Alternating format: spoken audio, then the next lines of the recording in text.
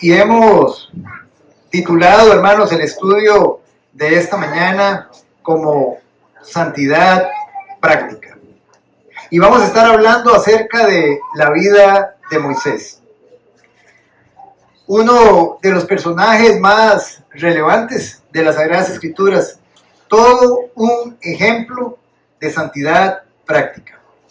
Hermanos, leamos por favor del versículo 24 al 26. Por la fe, Moisés, hecho ya grande, rehusó llamarse hijo de la hija de Faraón, escogiendo antes ser maltratado con el pueblo de Dios que gozar de los deleites temporales del pecado, teniendo por mayores riquezas el vituperio de Cristo que los tesoros de los egipcios, porque tenía puesta la mirada en el galardón. Hermanos, en esta mañana vamos a ver, hermanos, cómo las decisiones que nosotros tomemos en la tierra de los vivientes, sus consecuencias pueden repercutir incluso en nuestro destino eterno. La vida está hecha de decisiones. Algunas son sencillas y no tienen importancia, pero otras son complejas y sumamente importantes. Muchas de las decisiones que tomamos, las tomamos casi de manera inconsciente, mientras que hay otras que sí las pensamos cuidadosamente hasta por largo tiempo. De hecho, el curso y la calidad de nuestras vidas, hermanos, se ven mucho más marcados por nuestras decisiones que por nuestras circunstancias. Por consiguiente, hermano, la vida cristiana conlleva el tomar decisiones correctas. Y es fácilmente observable la madurez de un cristiano precisamente por las decisiones que toma. Razón por la cual nosotros podemos afirmar que la santidad consiste en tomar decisiones correctas. Y la carnalidad en tomar decisiones equivocadas. Por lo tanto, una persona que toma continuamente decisiones equivocadas fuera de la voluntad de Dios en su palabra, es una persona carnal. No es nacida de nuevo, no es salva. Y no importa cuánto tiempo tenga de venir a la iglesia. Por otra parte, hermanos, cuando somos tentados por Satanás, nosotros tenemos libre capacidad de elegir.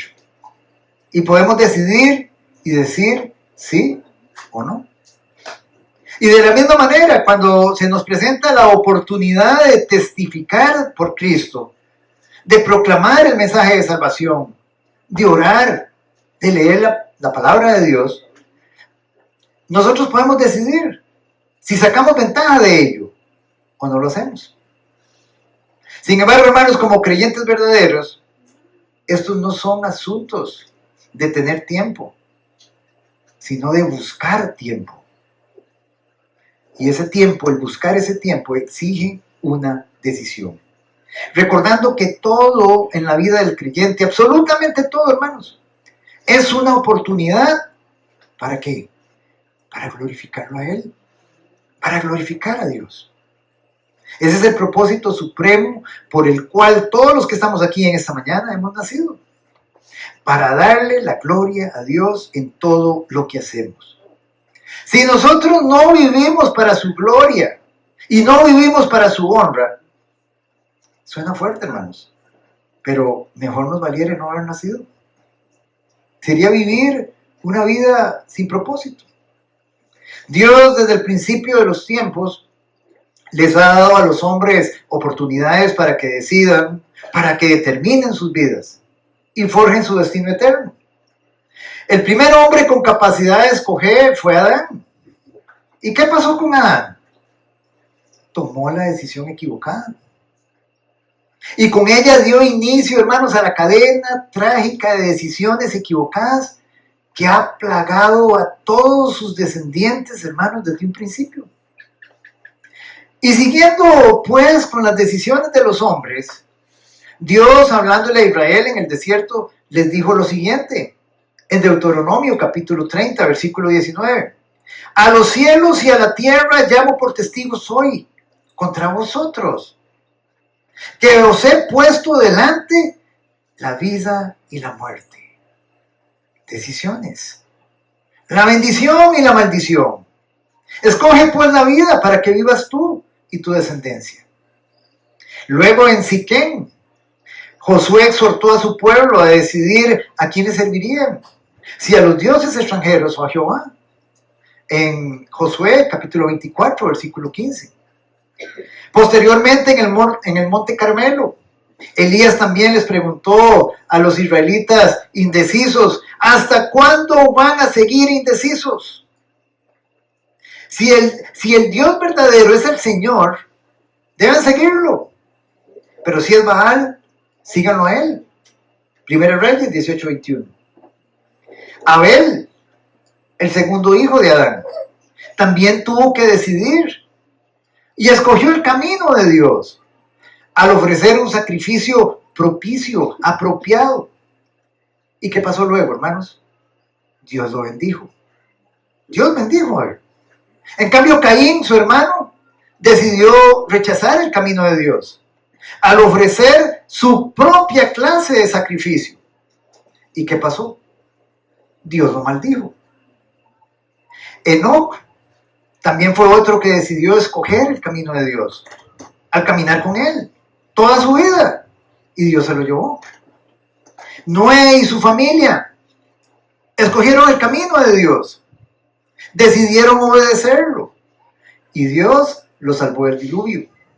¿Y qué pasó, hermanos, con toda la demás generación del tiempo de Noé? Rechazaron el camino divino y murieron ahogados. Abraham fue otro que escogió el camino de Dios al creer en él, sin importar cómo se vieran las cosas desde su perspectiva. ¿Y cuál fue el resultado? Que Dios le contó por justicia, por justo, y conquistó la muerte. ¿Y cuál fue el destino de los pueblos incrédulos de alrededor de él? Que escogieron otro camino, y la muerte los conquistó a ellos. Ahora, hermanos, noten que todos estos hombres citados anteriormente y que decidieron correctamente, escogiendo el camino de Dios, tenían algo en común. ¿Qué era? Que todos decidieron sobre la base y el objeto de la fe correcta, creyendo en el único Dios verdadero, revelado en las Sagradas Escrituras, con plena certeza y plena seguridad en sus promesas. En otras palabras, hermanos, todos ellos fueron guiados por la bendita palabra de Dios y bendecidos por Dios. Contrario a los otros hombres, quienes escogieron sus propios caminos, rechazando a Dios y fueron maldecidos. Hermanos, nosotros con frecuencia no logramos ver las consecuencias de nuestras propias decisiones.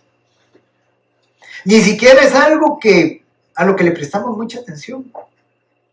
Y esta situación, hermanos, la aprovecha Satanás para intentar lograr que su camino parezca atractivo y bueno, y que el camino de Dios parezca difícil y poco atractivo, poco disfrutable. Sin embargo, hermanos, cuando conocemos la voluntad de Dios en un asunto, así sin dudarlo, debemos escogerlo por fe, sabiendo con certeza, hermanos, que es la decisión correcta. ¿Por qué razón? Porque es la voluntad de Dios. Incluso, hermanos, debemos escogerlo desde antes de ver los resultados. Recuerden, hermanos, creer en Cristo es obedecer a Cristo. Y no existe tal cosa como creer en Cristo y no obedecer. Es que yo creo en Cristo. No, es que yo creo, yo sé que Él existe. Sí. Hermanos, creer es obedecer. Juan 3:36 nos lo enseña. Hermanos, y cuando usted no cree en Dios, es decir, no obedece su palabra, usted en quien está creyendo es en Satanás.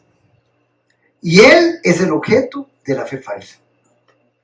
Por lo tanto, hermano, lo opuesto a elegir el camino de Dios es siempre el camino de Satanás. Cuando pecamos, en quien estamos creyendo es en Satanás, creyendo que su camino es mejor que el de Dios.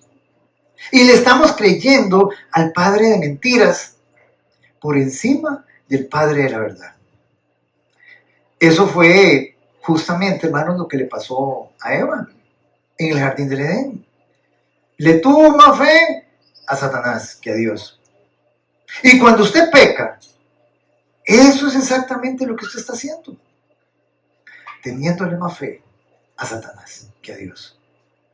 Moisés, hermanos, nuestro personaje esta mañana, en la mente judía, a él se le relacionaba con la ley divina, con la ley de Moisés, ya que él fue quien recibió el pacto de Dios en el Sinaí. Sin embargo, hermanos, a pesar de ello, Moisés fue un hombre que vivió por fe. De hecho, ninguna otra persona en las Sagradas Escrituras, exceptuando a Jesús, ilustra mejor el poder de las decisiones correctas que Moisés. La vida de Moisés, hermanos, nos muestra las decisiones positivas y negativas de la fe, las cosas que aceptó y las cosas que rechazó. Por lo tanto, él es el vivo ejemplo de una santidad, una vida de santidad práctica. Vamos a ir al versículo 24 del texto en estudio, hermanos. Versículo 24. Por la fe, Moisés, hecho ya grande, rehusó llamarse hijo de la hija de Faraón. La vida de este hombre, hermanos, fue muy similar a la de muchos, como los que estamos aquí hoy en esta mañana. No obstante su fe en Dios, el creerle a Él y no dejarse llevar por sus pasiones, llevó a tomar a Moisés, hermanos, una línea de conducta como la que deberíamos tomar nosotros, cada uno de nosotros, si realmente queremos decir que somos cristianos, consecuentes con lo que profesamos. Ahora, ¿en qué consistió la grandeza de lo que Moisés hizo? ¿En qué principio se basó para promover la santidad de su carácter? Y para responder, hermanos, a estas preguntas, empezaremos primeramente por las cosas que Moisés renunció y lo que rechazó. Moisés dejó atrás tres cosas, por el bien de su alma. Cosas, hermanos, que si él no las dejaba, él sabía que su alma no sería salva. Así que decidió renunciar a ellas. No fueron cosas insignificantes a las que él renunció, sino cosas muy significativas desde el punto de vista de este mundo. Primeramente, hermanos, él renunció a su jerarquía y grandeza, al poder que él tenía. El versículo 24 en estudio nos dice que él rehusó llamarse hijo de la hija de Faraón. Hermanos, todos conocemos su historia. La hija de Faraón había preservado su vida cuando él era apenas un bebé, y ella hizo aún más todavía. Lo adoptó, lo educó, como si hubiese sido su propio hijo. Incluso, hermanos, hay quienes dicen que Moisés hasta pudo haber llegado, si él hubiese querido ser rey de Egipto. Ahora, ¿por qué dicen esto? Por la posición que tenía Moisés en la corte real egipcia, siendo él uno de los principales de la tierra de Egipto. Él perfectamente, hermanos, pudo haber tenido toda la grandeza que este mundo le puede ofrecer. Solo pensemos por un momento, hermanos, en lo grande que era esa tentación. Él era un hombre como cualquiera de nosotros, como usted y como yo, con pasiones similares a las nuestras.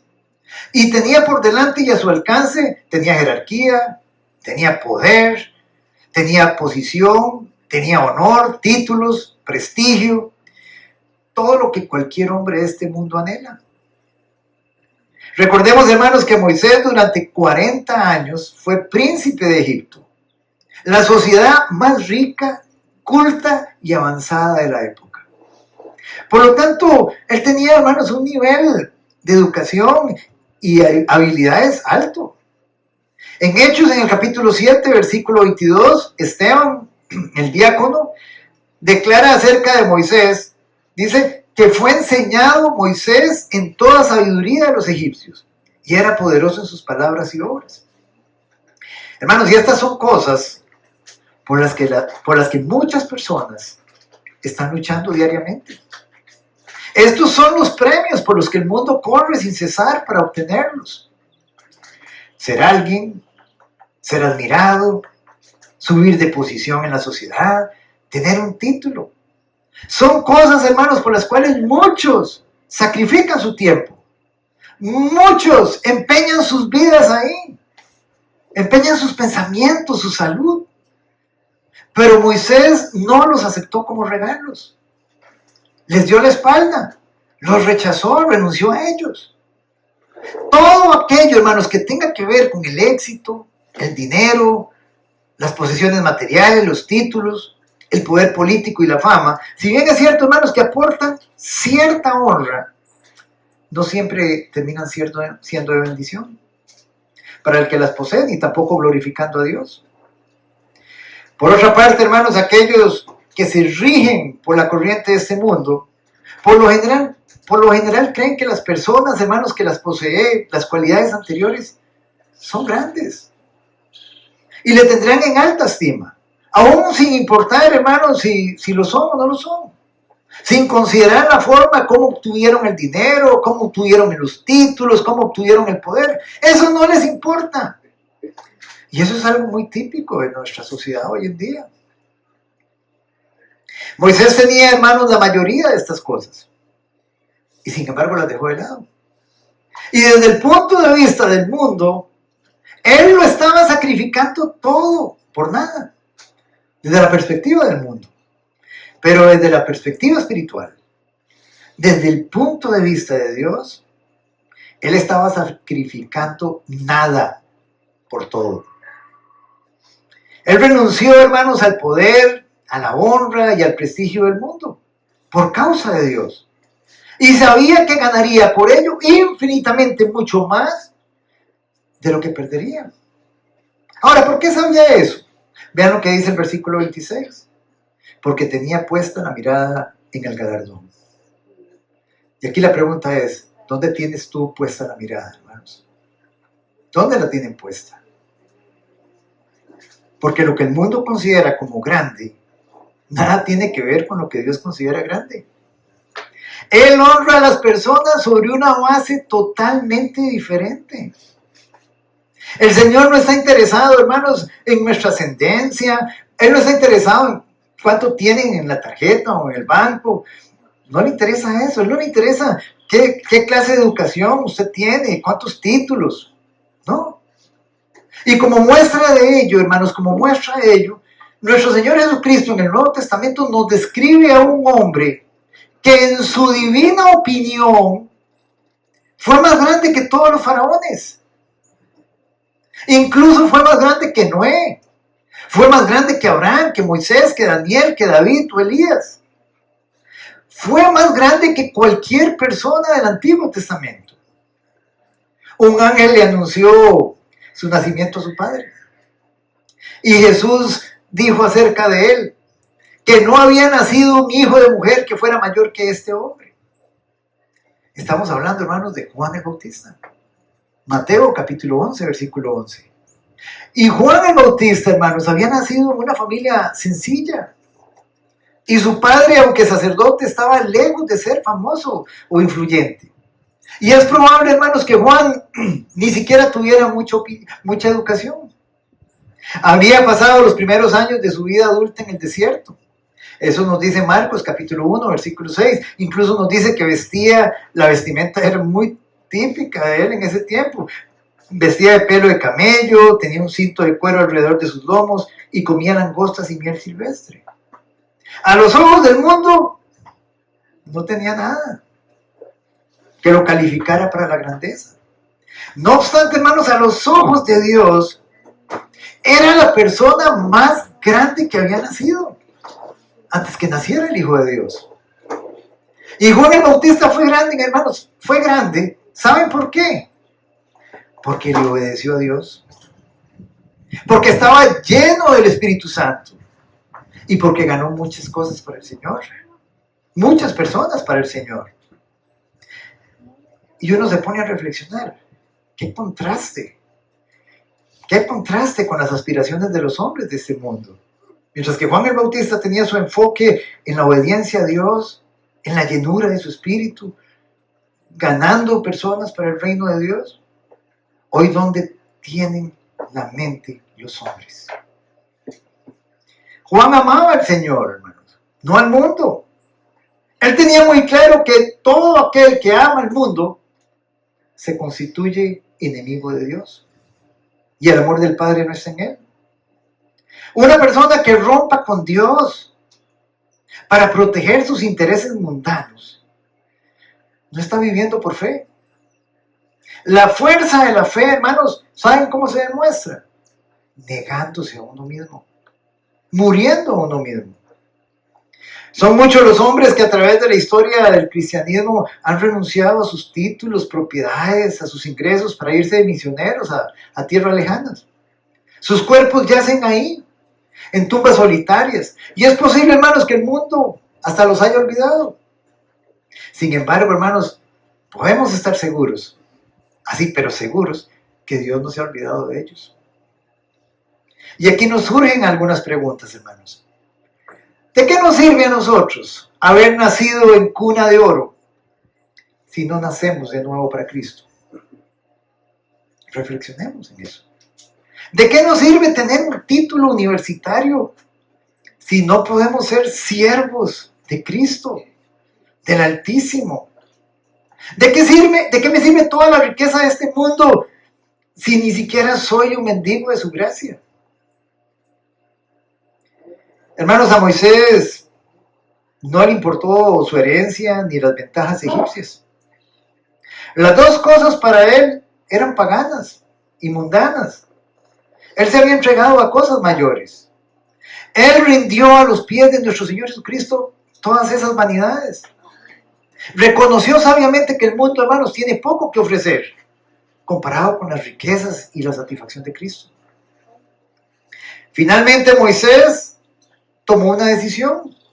Se unió felizmente con el pueblo escogido de Dios, aunque eran esclavos. En lugar de sacar ventaja del prestigio y los privilegios de Egipto y serle infiel a Dios. El próximo pasaje, hermanos, nos lleva a la segunda cosa que rechazó Moisés. Ya tenemos la primera. Rechazó jerarquía, grandeza, poder. Ahora vamos a la segunda. ¿Qué rechazó Moisés? Los placeres terrenales. Versículo 25. Escogiendo antes ser maltratado con el pueblo de Dios que gozar de los deleites temporales del pecado. No es necesario tener que convencer a alguien para decirle que el pecado es disfrutable, es divertido, de que puede alimentar nuestro orgullo, de que puede satisfacer nuestros apetitos y deseos físicos, e incluso hasta ofrecer otros placeres. Sin embargo, el pecado, hermanos, tiene dos características que el mundo no nota. Siempre es malo. Y la satisfacción que aporta, hermanos, siempre es temporal, destinada a desvanecerse. Con el pecado, primeramente, ofendemos a un Dios que es infinitamente santo. Santo, santo, santo. Y que lo abomina. Cualquier apariencia de bien con respecto al pecado, por más bonito que se nos presente, es engañoso, es fugaz y nos daña. A veces nosotros los creyentes nos inquieta y hasta nos lleva a preguntarnos, ¿por qué muchos de los incrédulos, por qué muchos de los mundanos e inmorales, y a veces hasta los mismos delincuentes parece irles tan bien? Muchos de ellos son exitosos, famosos, ricos, sanos, despreocupados, y siempre celebrando, y sus casas siempre a salvo del temor, sin azote de Dios sobre ellos, viviendo prósperos, rechazando el conocimiento de Dios, rechazando la adoración y la alabanza de Dios en todos sus caminos, como dice Job, en el libro de Job, capítulo 21, versículo 10. al versículo 15, hablando de los impíos. Mientras que contrariamente a ellos, muchos de los creyentes verdaderos, muchos de los santos más fieles de Dios, son pobres, enfermos, poco exitosos en los negocios y hasta ridiculizados. Y esa era la misma razón por la que el profeta Jeremías clamaba en el capítulo 12, versículo 1. ¿Por qué es prosperado el camino de los impíos? Y tienen bien todos los que se portan deslealmente. A veces tenemos esa idea. El salmista en el capítulo 73 también se cuestionaba lo mismo. ¿Por qué son malos y ricos? Y yo soy puro y pobre. Hasta que un día, entrando en el santuario de Dios, comprendió el fin de ellos. ¿Y cuál es el fin de ellos? Que morían y todo se terminaba en ese momento para ellos ahí, excepto por el juicio de Dios. Hermanos, los practicantes de pecado disfrutan y se las arreglan con el pecado, pero solo por un momento. Zofar, uno de los amigos de Job, estaba en lo correcto en este punto, cuando afirmaba en Job capítulo 20, versículo 5, que la alegría de los malos es breve y el gozo del impío por un momento. ¿Cuál es el negocio del pecado? El rey David aprendió por las malas que el placer pecaminoso es breve y desastroso. El pecado de David fue de corta duración en el placer, pero de largas consecuencias en su vida, tremendas consecuencias. Moisés sabía que Dios lo estaba llamando a dar su vida por su pueblo. Él tenía que tomar una decisión. ¿Pudo haber obedecido o pudo haber desobedecido? Y sin duda Moisés, hermanos, tenía a sus pies todo tipo de placeres, si él los hubiera querido. Placeres sensuales, placeres intelectuales, placeres sociales. Él tenía la mejor comida, las mejores habitaciones, la mejor recreación, lo mejor de lo mejor, en todo lo que su época podía brindar. Incluso, hermanos, tales cosas tal vez no eran pecado en sí mismas. De hecho, José, el hijo de Jacob, había disfrutado de los mismos placeres y en el mismo lugar, siéndole completamente obediente a Dios. Y a decir verdad, hermanos, no tenemos razones para creer que Moisés en algún momento participara en prácticas inmorales. Pero sin duda disfrutaba de los placeres de una vida cómoda, que tarde o temprano, hermanos, terminaría apartándolo del verdadero propósito de Dios para él. Y estos mismos placeres terrenales, hermanos, son por los que viven millones de personas. Y día a día, hermanos, tratan de obtenerlos por sobre todas las cosas, sin importar el costo que eso conlleva. El hombre vano de este mundo, ¿a dónde giran? ¿A dónde giran, hermanos? ¿A dónde gira él, sus anhelos? En torno al placer, en torno al confort. Pero la Biblia le llama el hombre vano, el hombre sin propósito. Son como animales irracionales, dice Judas en su libro, en su carta, poniendo su mirada continuamente ¿a dónde? En lo terrenal, en lo corporal, en lo temporal, pero nunca en las cosas de arriba, en las cosas eternas. El placer es siempre, hermanos, como una sombra que busca atrapar a todos por igual, sin excepción. Y es muy difícil, hermanos, dejar de buscar las cosas terrenales. Pero es aún más difícil dejarlas una vez que las tenemos. Y Moisés, hermanos, tenía muchas, pero muchas de esas cosas, cuando apenas tenía 40 años. Todos estos deleites y placeres terrenales, hermanos, habrían sido pecado para Moisés si él hubiera decidido quedarse en la corte egipcia. Sin embargo, ¿qué hizo Moisés? Les olvidó, les dio la espalda a causa del llamado divino. Él tomó la decisión consciente, como leíamos ahora, de ser maltratado con el pueblo de Dios antes que gozar de los deleites temporales del pecado. Hermanos, y esto fue un acto de fe. Él creyó que si hacía así, a lo que Dios quería le resultaría infinitamente mejor. Dios, hermanos, nos ha llamado a santidad. Nos ha llamado a separarnos del pecado. La obediencia, hermanos, no siempre es fácil. Pero al final es mucho, mucho, mucho más duro el pecado. El pecado es mucho más duro. El camino de Dios, hermanos, no solamente es para honrarlo a Él.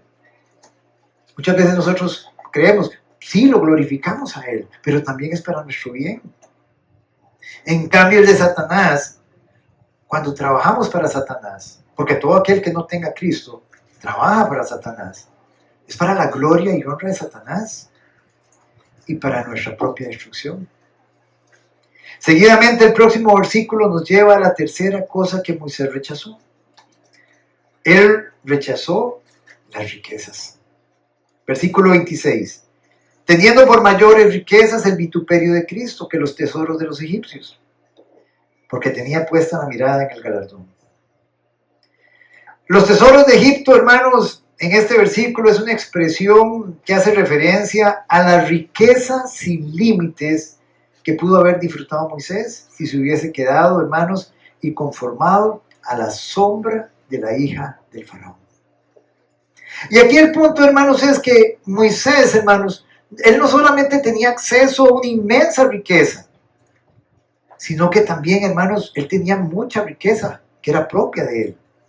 Y no cabe duda, hermanos, que debió haberse sentido, o sea, pongámonos en los pies de él, tuvo que haberse sentido fuertemente tentado a no dejarlas, pero no lo hizo. El hombre que renunció a la fortuna egipcia pudo haber renunciado, hermanos, a un valor que ni aún las mentes más brillantes de hoy en día, hermanos, les sería fácil calcularlo. Solo reflexionemos por un momento, hermanos, en lo grande que pudo haber sido esa tentación para Moisés, hermanos. Solo cuando consideramos el inmenso poder e influencia que sobre la mente de los hombres ejerce el amor al dinero. Es tremendo, ¿ah? Y para muestra de ello, solamente echemos una mirada a nuestro alrededor y observemos cómo los hombres lo codician. Cómo los hombres están sorprendentemente dispuestos a enfrentar todo tipo de sacrificio y dificultades con tal de conseguirlo. Al punto tal, hermanos, que hasta casi se ponen de rodillas para adorarlo. Esa es la actitud de los hombres de hoy en día. De hecho, hay mucha gente, hermanos, que está dispuesta a cerrar los ojos, incluso ante muchas fallas de los hombres. No las pueden ver. Y hasta les atribuyen virtudes que no tienen. Siempre y cuando, ¿qué? Sean ricos. A los ricos, la actitud de los ricos enceguece a muchos. Sin embargo, aquí tenemos a un hombre que hubiera podido ser inmensamente rico, pero no quiso serlo. No quiso los tesoros de los egipcios. Les dio la espalda, los rechazó, renunció a ellos. Y todo aquel que elija a Dios por la fe, que haya vivido por Él y le haya dado la espalda, hermanos, a las riquezas del mundo, para ir en pos del camino que Él le dicte, recibirá el vituperio de Cristo. ¿Y a qué se refiere con el vituperio de Cristo? Exactamente lo que nuestro Señor Jesucristo recibió. Deshonra y humillación, que es lo que le pertenece a todos los que han sufrido por Dios. Si usted quiere vivir piadosamente, ¿qué dice Pablo? Va a sufrir persecución. Que la vida piadosa lleva tribulación, lleva angustia, lleva adversidad. En consecuencia, hermanos, estas fueron las tres cosas que Moisés rechazó: jerarquía, grandeza, los deleites temporales y las riquezas materiales. Y ahora que vimos lo que Moisés rechazó, veamos qué fue lo que Moisés escogió. Y él escogió tres cosas también para el bien de su alma. De hecho, hermanos, el camino de la salvación que él siguió las incluye. Y al hacerlo escogió, hermanos, él escogió lo que ninguna persona de manera natural estaría dispuesto a elegir. Y la primera de las cosas que él escogió, hermanos, fue el sufrimiento y la aflicción. Cuando Moisés cumplió 40 años, hermanos, se enfrentó a una decisión crucial. Él tenía que decidir si se hacía un egipcio completo, con lealtad absoluta y sin reservas, o si se unía al pueblo de Israel, al pueblo escogido de Dios. Y aquí lo digno de exaltar, hermanos, es que él decidió voluntariamente dejar la vida tranquila y cómoda de la corte de Faraón para identificarse abiertamente con el pueblo de Israel. Como dijimos, un pueblo esclavizado, perseguido, objeto de desconfianza, de sospechas, de odio. Hermanos, que humanamente no parecía tener ninguna posibilidad de ser liberados de la esclavitud egipcia en que se encontraban en ese momento. Si alguna vez alguien ha escogido dolor, pruebas, pobreza, carencias, aflicciones, ansiedad, y quizás aún, hermanos, la muerte con los ojos abiertos, como cita un autor por ahí, ese fue Moisés. Nosotros los seres humanos, hermanos, por naturaleza, evitamos el dolor. No nos gusta. No nos gustan las aflicciones. Es algo que todos tenemos en común. Ciertamente, si se nos presentaran dos cursos de acción y los dos nos parecen correctos, por lo general, ¿por cuál optamos? Por el menos desagradable a nuestra naturaleza humana. De hecho, pasamos nuestros días con temor y ansiedad cuando pensamos que se nos está acercando alguna aflicción.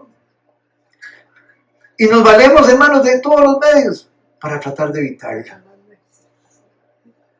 No obstante, aquí tenemos a un hombre, hermanos, con pasiones como las nuestras, que a sabiendas de ello, escoge la aflicción. Moisés vio de antemano lo vio él, la copa de sufrimiento que él tenía por delante, si dejaba la corte de Faraón. Y justamente escogió esa copa, la prefirió y la tomó. Y la palabra usada aquí en este versículo 26 para teniendo, involucra un pensamiento cuidadoso. O sea, Moisés no tomó una decisión alocada, una decisión rápida y precipitada. Y esto lo que quiere decir, hermanos, es que Moisés pensó meticulosamente su decisión, pensando en los pros y los contras. Él pensó en lo que Egipto le ofrecía, contra lo que Dios le estaba ofreciendo. Y posteriormente concluyó que el ofrecimiento que Dios le estaba haciendo era infinitamente superior en todo sentido. Hermanos, a los ojos del mundo, no vale la pena sacrificar las riquezas por el vituperio. Es decir, sacrificar las riquezas por caer en la ridiculización y persecución. Cualquier persona del mundo escucha eso y dice, está loco.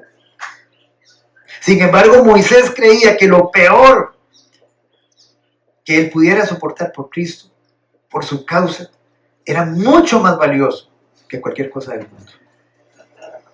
El galardón de Dios, hermanos, siempre es mayor que el del mundo. En otras palabras, hermanos, si Dios nos da riquezas en el camino, en buena hora, ¡qué maravilloso! Señor, gracias. Pero si en su sabiduría y en su soberanía nos mantiene pobres, ¡qué maravilloso también! Bendito sea el Señor.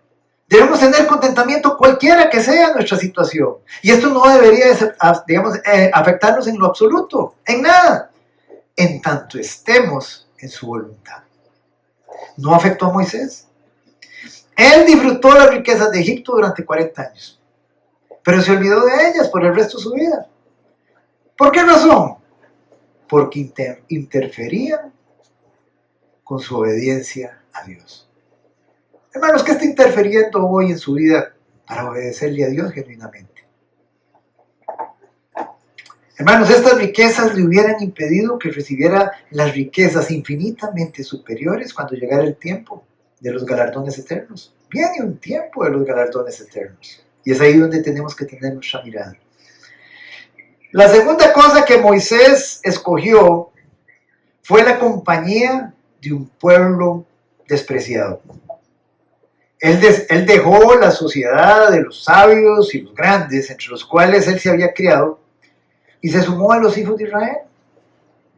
Él había vivido desde su infancia entre jerarquías, riquezas, lujos, pero decidió echar suerte con los obreros pobres de los hornos de ladrillo.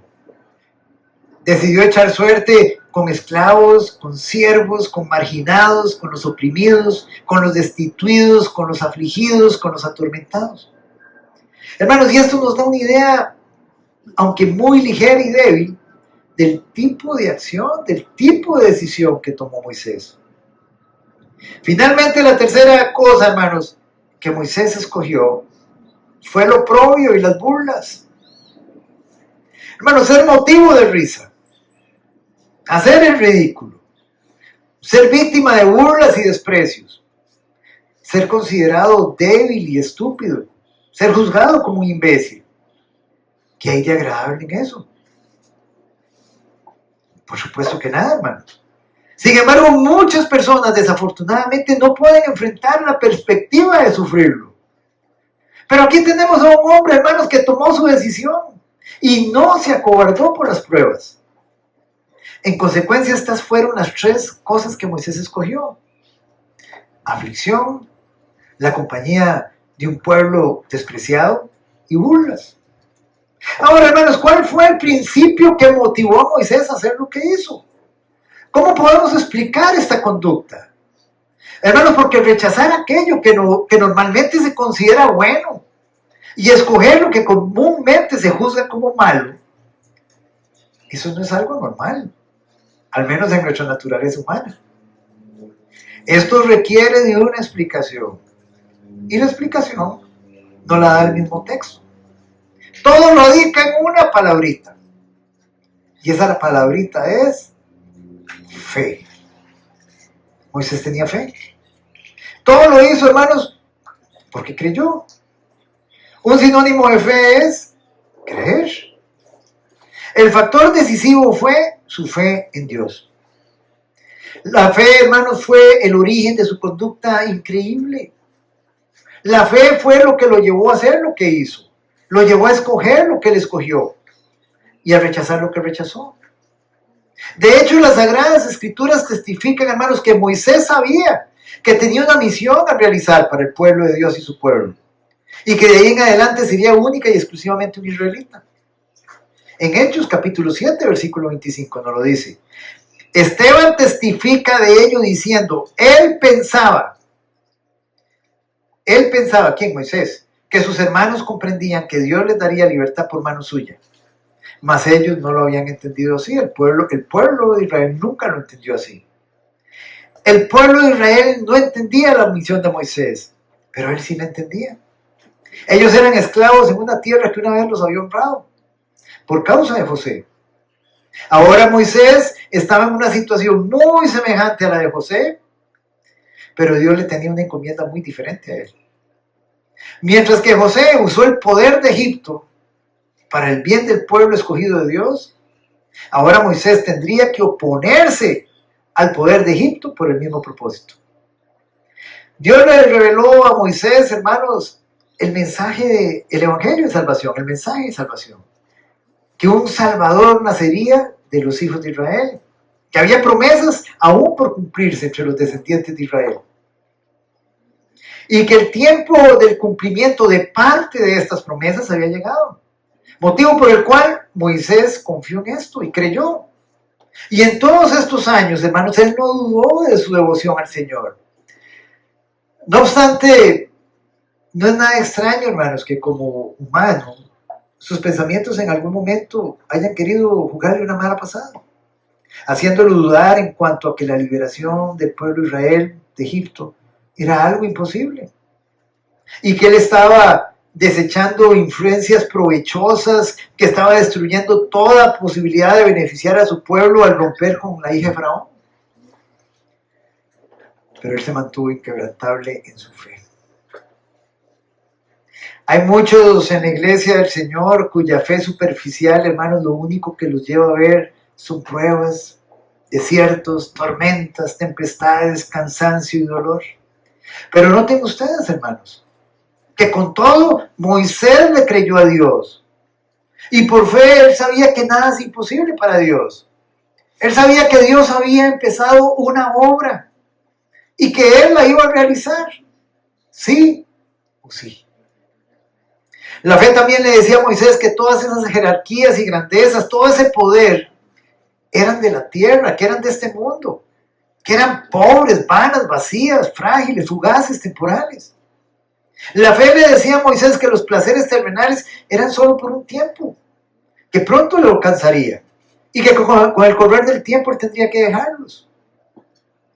Que estos placeres, hermanos, estaban entremezclados con pecado, que distraían y que eran una ruina para el alma y desagradables a Dios. Moisés veía los placeres, ¿cómo? Llevando a la muerte a las personas. Pero él a Cristo lo veía únicamente, hermanos, con su pequeña manada, subsistiendo para siempre. Y eso es lo que somos nosotros, hermanos, su pequeña manada. Somos la pequeña manada del Señor, el remanente fiel del Señor. No tiene sentido, hermanos. Nada más reflexionen en esto. No tiene ningún sentido gozar de un placer si Dios está en su contra. ¿Qué sentido tiene tener en contra a Dios por estar gozando de un placer? A veces no lo podemos ver en nuestra ceguera. Es radicalmente mejor sufrir y obedecer. Sufrir y obedecer que sentirse bien y pecar. Pero no nos gusta sufrir. Naturalmente. La fe le decía a Moisés, hermanos, que en el cielo había una recompensa para el creyente. Mucho más rica que los tesoros de Egipto. Riquezas duraderas donde el moho no corrompe ni los ladrones entran y hurtan. Y que allí la corona sería incorruptible y el peso de gloria sería enorme y eterno. La fe también le decía a Moisés que la aflicción y el sufrimiento no eran realmente malos. Eran la escuela de Dios. El sufrimiento es la escuela de Dios donde Dios capacita a sus hijos. Los prepara para la gloria. Las tribulaciones en el creyente, hermanos, son los remedios necesarios que Dios utiliza para purificar nuestra voluntad corrupta. Son el horno, hermanos. Son el horno en que se quema nuestra escoria. Son el bisturí que corta los lazos que nos unen con el mundo. Pero le huimos a las aflicciones. Le huimos a la adversidad, a las tribulaciones. Y son la mejor medicina para nosotros, hermanos. La fe le decía a Moisés que los israelitas despreciados eran el pueblo escogido de Dios. Moisés había creído, hermanos, en la adopción. Él creía en el pacto, las promesas y la gloria. Él sabía que le pertenecían. La fe le decía a Moisés, hermanos, que de ellos, ¿de quiénes? De los israelitas, la semilla de la mujer germinaría y heriría la cabeza de la serpiente. La fe le decía a Moisés, hermanos, que era un honor recibir burlas y desprecios en el nombre de Cristo. Y que quien quiera que persiguiera al pueblo de Cristo, cualquiera que persiguiera al pueblo de Cristo, persigue a Cristo mismo. Y que llegaría el día cuando sus enemigos se inclinen ante él y laman el polvo. Moisés había reconocido que es mucho mejor ser el último en el cielo que el primero en el infierno. Que no hay verdadera grandeza como servir a Dios. Eso es lo que usted siente, hermano. Realmente lo siente. Como una verdadera grandeza, el servirle al Dios Altísimo. Hermanos, estas fueron las cosas en las que él creía y creyendo hizo todo lo que hizo. Estaba convencido de ellas y las hizo suyas. Las consideró como certezas, como seguridades. Por esa razón, hermanos, no nos sorprendamos del por qué rechazó Moisés las grandezas, las riquezas y los placeres. ¿Saben por qué? Porque tenía la mirada puesta en el futuro, puesta en las cosas eternas.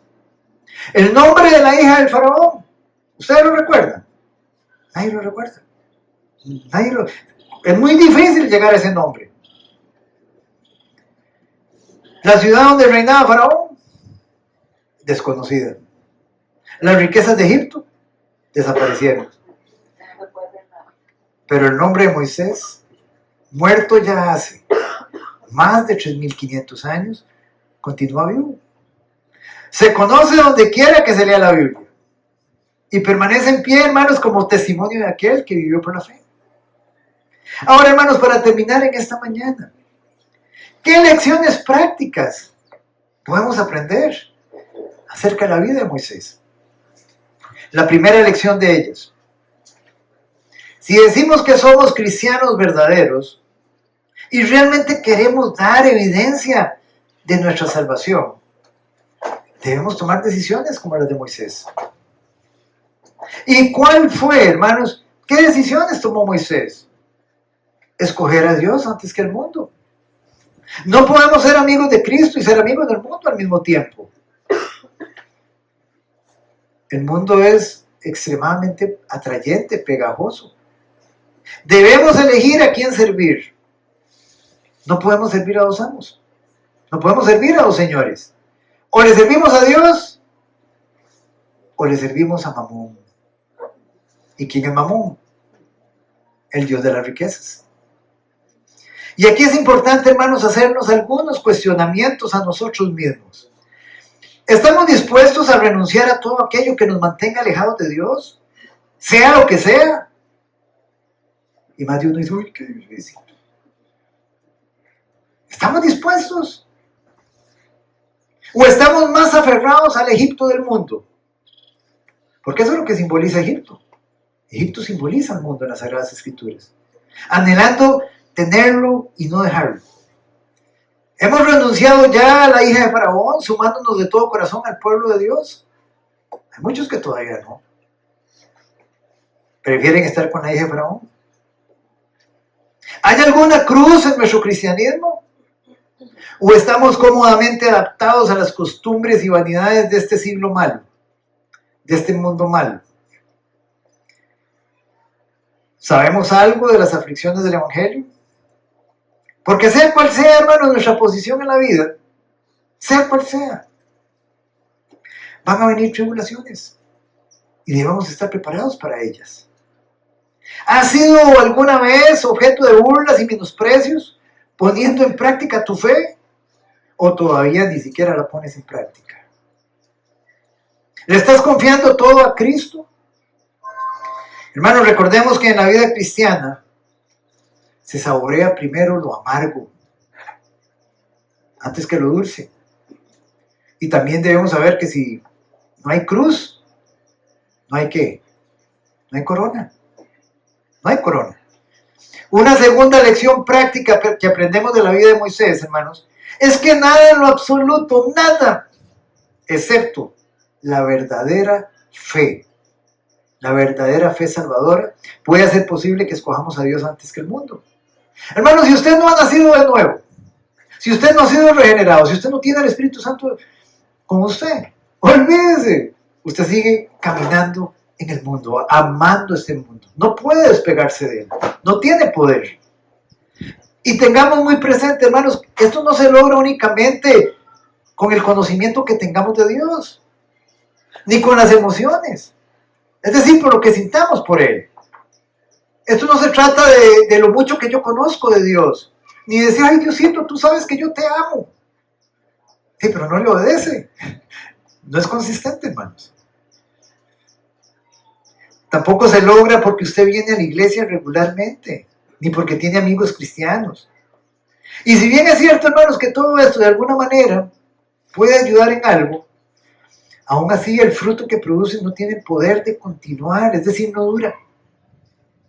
La fe, el creer que surge de estas fuentes, ¿sabe hasta dónde le va a durar? Hasta que venga la primera tribulación. Hasta que venga la primera aflicción, las primeras persecuciones por causa de Cristo. Pero en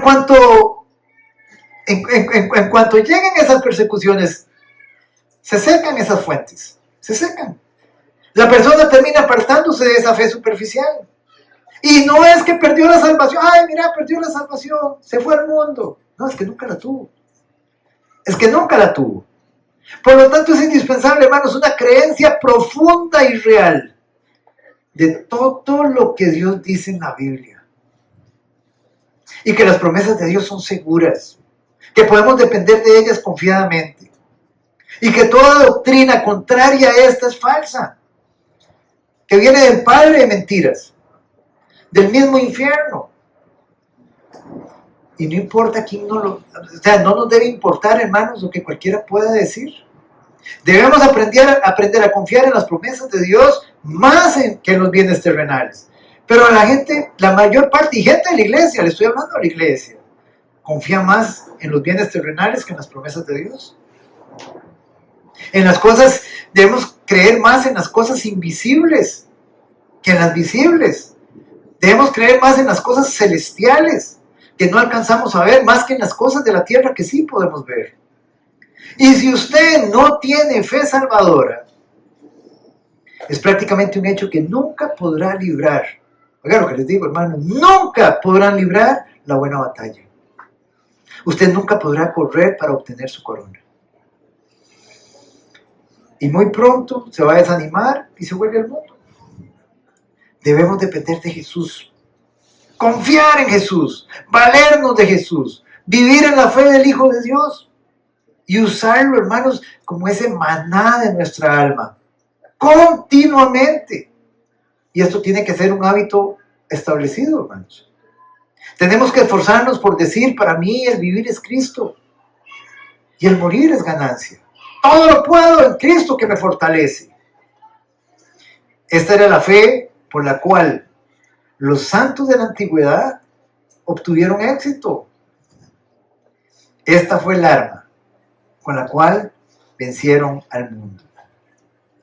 Y una tercera lección práctica que aprendemos de la vida de Moisés, hermanos, es que la verdadera razón por la que tantas personas aún continúan viviendo en mundanalidad y en impiedad es porque no tienen fe salvadora. No solamente, hermanos, son solamente oidores, pero no hacedores, tibios, religiosos. Y aunque dicen ser cristianos, no pensarían ni por un segundo tomar las decisiones que tomó Moisés. Una de las grandes tragedias de la iglesia de hoy, hermanos, es tratar de ignorar esta realidad. El no querer ver alrededor nuestro, hermanos, la gran cantidad de profesantes cristianos que prefieren al mundo antes que a Dios, que prefieren las cosas temporales antes que las eternas, que prefieren las cosas del cuerpo antes que las cosas del alma. Incluso, hermanos, hay hasta quienes no les gusta admitir esto. Tratan de ignorarlo, se molestan. Pero lamentablemente es así. Ahora, ¿por qué creen, hermanos, que son así estos que profesan ser cristianos? Y ellos nos pueden dar muchas razones, excusas, y se justifican a sí mismos. Van a culpar, ay, es que por las malas compañías, ay, es que me falta tiempo devocional, ay, es que por los afanes de la vida.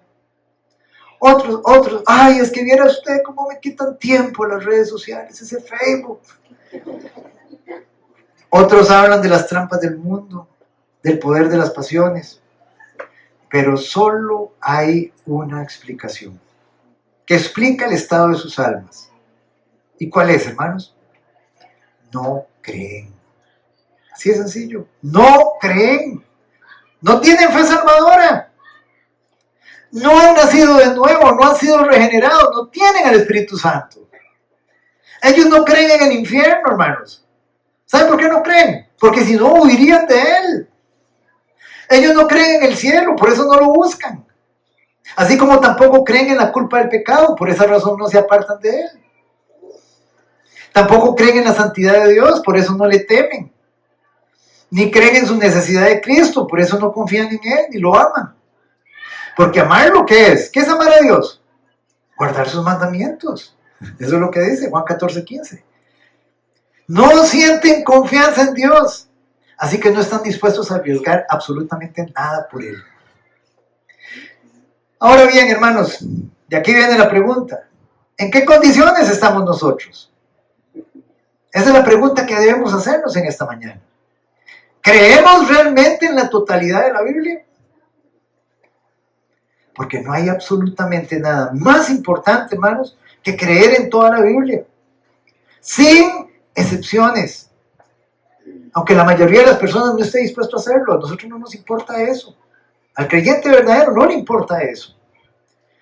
Creer, hermanos, no solo en los pasajes que me gustan, sino también en aquellos que me confrontan. En todo el consejo de Dios. Es feliz el hombre, hermanos, que puede poner su mano en el corazón y decir, soy un creyente verdadero, soy un hijo de Dios. Qué lindo, hermanos. Puede decirlo con toda propiedad.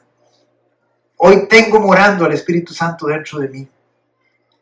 Hay muchos que domingo a domingo, hermanos, se congregan y dicen alabar y adorar a Dios y aseguran tener fe. Sin embargo, estas mismas personas viven todo el resto de la semana como ateos prácticos, como si Cristo, hermanos, nunca hubiera muerto, como si no hubiera un juicio final, como si no hubiera resurrección de los muertos, como si no hubiera una vida eterna. Cuando se les habla de las cosas eternas y el valor de sus almas, que valen más, hermanos, que todo el mundo entero, hay muchos que dicen, sí, eso ya yo lo sé. No obstante, sus vidas demuestran, ¿qué demuestran sus vidas? ¿Saben qué demuestran? Que claramente no saben nada. No saben absolutamente nada de lo que deberían saber. ¿Y saben qué es lo más triste? Lo más triste de todo, hermanos, que ellos creen que sí saben. Ellos van caminando por el camino ancho, que los lleva a la perdición. Y van alegres, creyendo que van para el cielo. Pero verdaderamente para donde van es para el infierno. Y esta es una verdad espantosa, hermanos, y digna de profunda reflexión. Y es mucho peor que eso, hermanos. Porque, ¿sabe por qué es mucho peor? Porque muchos de esos ya han recibido luz. Tienen luz. Y nosotros sabemos, hermanos, que eso es lo único que va a aumentar. ¿Saben qué es? La culpa en el día del juicio. Agregando mayor condenación. A mayor luz, mayor responsabilidad delante de Dios. Una fe que no influye. Una fe que no influye, hermanos, en las acciones del hombre. No merece llamarse fe. Es una fe muerta. En consecuencia, solo hay dos clases de personas en la iglesia del Señor. Dos clases, nada más, hermanos. Los que creen y los que no creen. No hay términos medios.